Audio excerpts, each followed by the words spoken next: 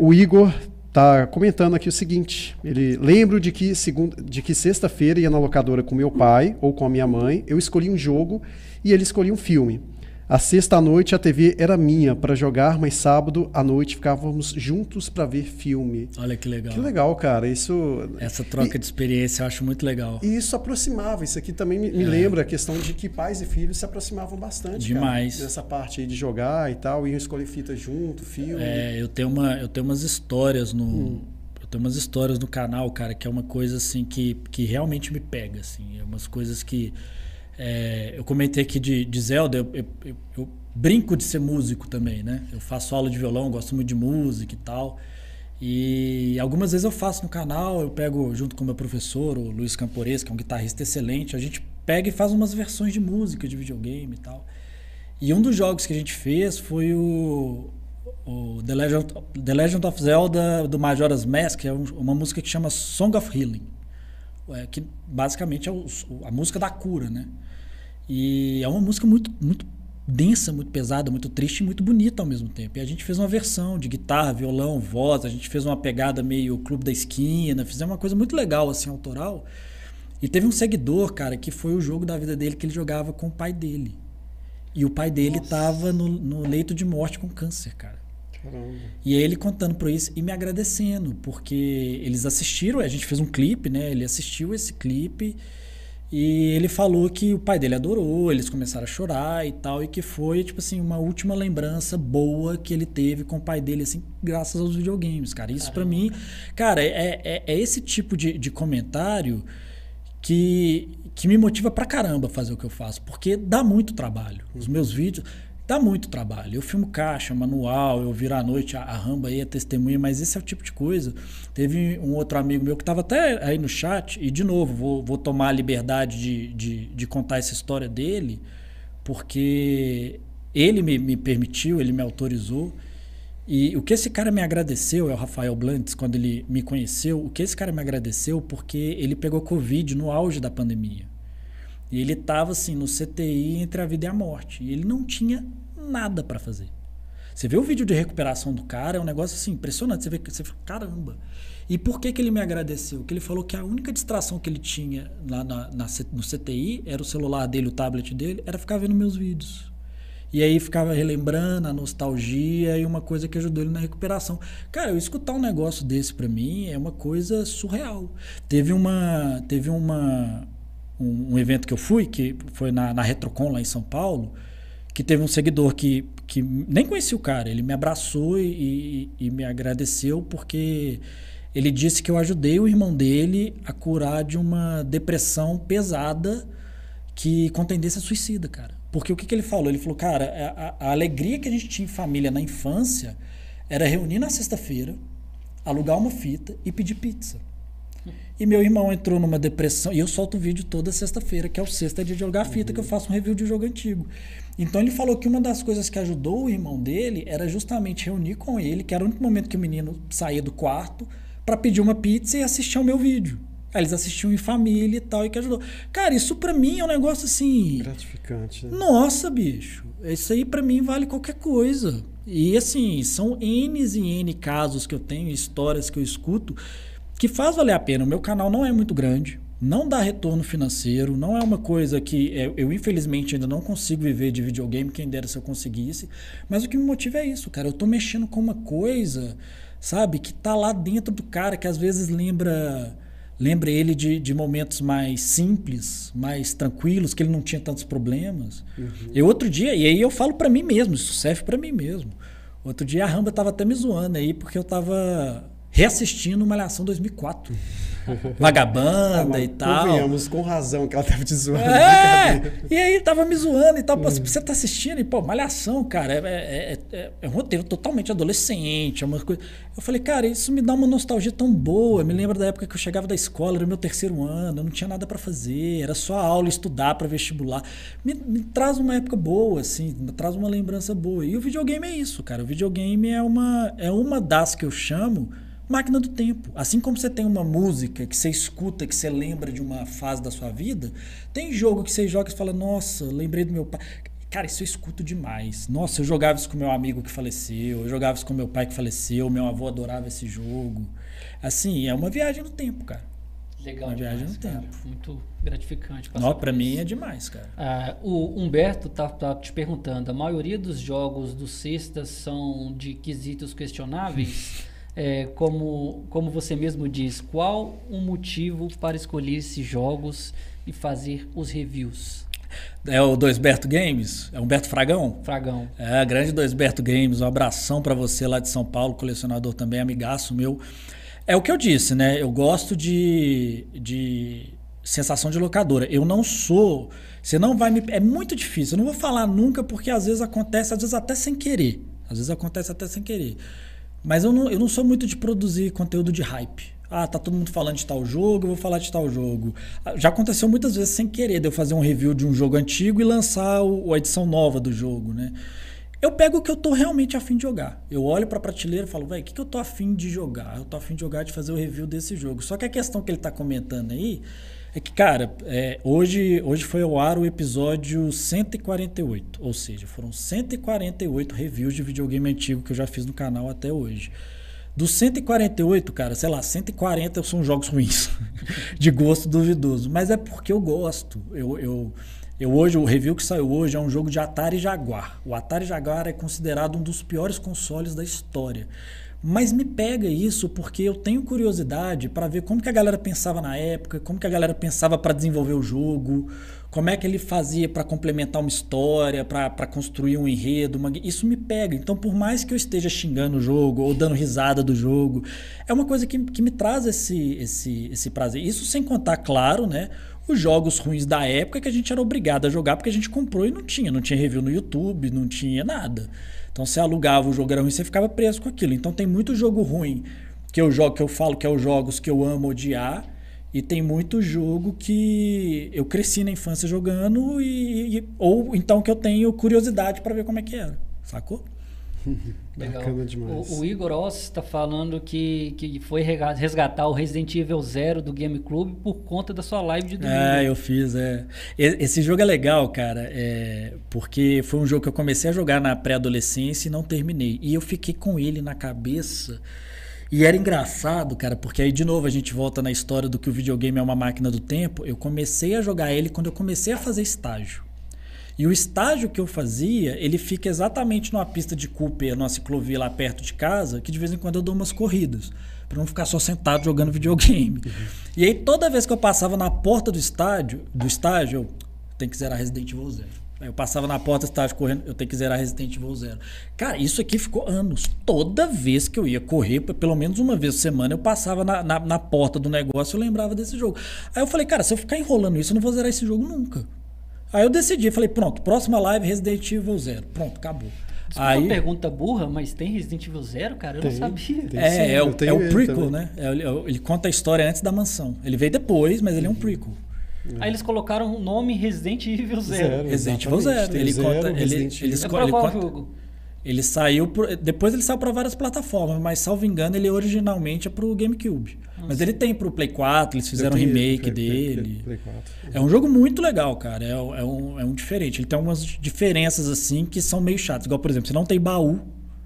Isso é insuportável. Você lembra do Resident Evil que você tem baú? Eu lembro só do 4 que eu joguei. Só o 4 não tem baú. O 4 você anda com a maleta, né? Sim. Mas no Resident Evil 1, você tinha os baús que você guardava suas coisas. Sei. Aí eu vou guardar essa arma aqui, beleza. Aí você fecha o baú. Aí quando você vai em outro cômodo que tem um baú também, ele é interligado. Então a arma que você deixou aqui, você pega aqui. O Resident Evil 0 não tem isso. Você deixa a arma no chão. Se você tá aqui e precisa da arma, você tem que voltar aqui e pegar ela. A arma. Sem contar também que nos outros Resident Evil são 2 personagens. Uma hora você joga com um, outra hora você joga com outro. O Resident Evil 0 você joga com os 2 ao mesmo tempo. Você controla os 2. Exato. Cada hora com um, obviamente, né? Então é absurdamente complexo, cara. É muito complexo. Mas eu acho isso muito legal das minhas lives, cara, porque toda live que eu faço de um jogo antigo específico que eu pego pra zerar, aparece alguém especialista no jogo pra me ajudar. E nunca é a mesma pessoa.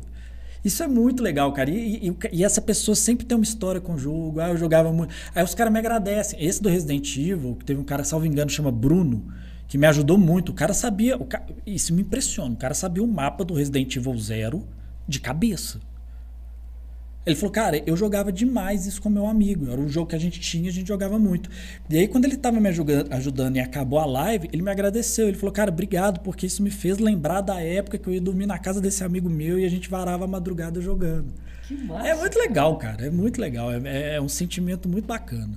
Toda semana você faz live fazendo o que você gosta, que você ama, cara. E ainda tem esses feedback, né? Isso feedbacks das pessoas que também gostam da mesma coisa que vocês. Motiva. Isso deve ser sensacional. É o que motiva. E aí fica uma dica pra galera que tá começando, né? Igual, de novo, meu canal tá longe de ser grande, cara. Meu canal tá longe de ser grande, mas eu sou muito grato ao público que eu tenho, porque é um público muito fiel.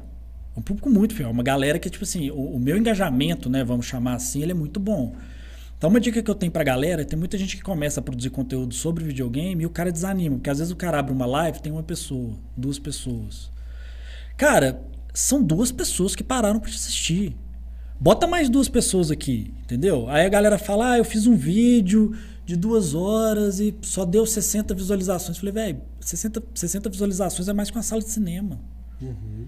São 60 pessoas que pararam pra te assistir, cara. Então, assim, a dica que eu dou é foca nisso. E assim, galera... Não se compare com outro gigante. Compare com você mesmo a cada dia pra você melhorar. E existem objetivos e objetivos. Tudo depende da proposta que você quer ter. Vocês são da área também, vocês sabem disso. A gente sabe que, interpretar o algoritmo é difícil, acompanhar é difícil e tal.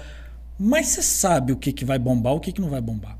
Você sabe que se você fizer uma... Você comentou aqui antes, na hora que você começou o podcast aqui, brincando, que você sempre faz isso, né? Poderia estar matando, poderia estar vendendo tigrinho, poderia... Por quê? Porque você sabe que é um negócio que bomba. Se você colocar uma thumbnail, alguma coisa assim, me rendi ao tigrinho, vai bombar, velho. Vai bombar. Então, tudo depende do propósito que você quer. O meu propósito, é claro que se eu conseguir viver disso, para mim tá ótimo, mas o meu propósito nunca foi esse. Meu propósito foi, igual eu falei, encontrar a minha turma. Então, a partir do momento que você é desprendido disso, vira uma coisa natural. Eu não gosto de ser refém de algoritmo ou refém de alguma coisa. Eu gosto de produzir o conteúdo que eu tô a fim de produzir, cara. Boa. Uhum. Só uma pergunta aqui, até meio polêmica, né? É o seguinte, sobre esses jogos remake ou remasterizado, você acha que realmente eles são para prestar uma homenagem aos jogos antigos ou é apenas uma atitude comercial aí, só objetivando lucro? No meu objetivo é igual o Star Wars. No meu ponto de vista é igual Star Wars. Você viu o tanto de vezes que o George Lucas já mexeu na trilogia original de Star Wars? Pois é. Cara, existiam limitações da época que os caras tinham as ideias, eles não conseguiam executar. Uhum. E hoje em dia a tecnologia permite. Então eu acho muito legal, eu sou completamente a favor, eu acho muito doido. O remaster talvez nem tanto. Mas é porque tem muita gente que é aficionado por tecnologia, por gráficos perfeitos. Eu não ligo. Uhum. O remaster é só eles pegam o mesmo jogo e só melhoram os gráficos, né? O remake os caras fazem o jogo do zero. Mas, Resident Evil 1 remake é muito bom, o 2 remake é muito bom. Eu adoro os remakes. O 2 remake foi sensacional. É legal, cara. Eu gosto de comparar um com o outro. Eu gosto de comparar, joguei esse, agora eu vou jogar o remake.